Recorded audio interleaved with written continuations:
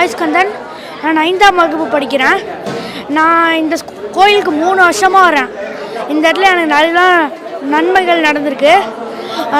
அன்றைக்கி ஒரு நாள் நான் முதல் தடவை இங்கே வரச்சு நான் நல்லா உங்களோட அருள் இருந்தால் எனக்கு போகிறோம், நான் நல்லா படிக்கிறேன் அப்படின்னு.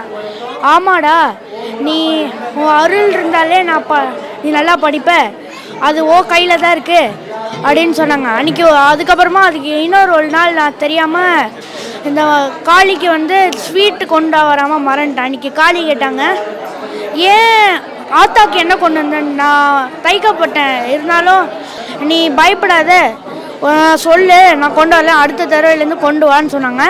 சரின்ட்டேன். அதுக்கப்புறமா ஒரு லட்டு கொண்டு வந்தேன். காளி கேட்டாங்க, நீ திருப்பி ஆத்தாக்கு என்ன கொண்டு வந்தேன்ட்டு, லட்டு அப்படின்னேன்.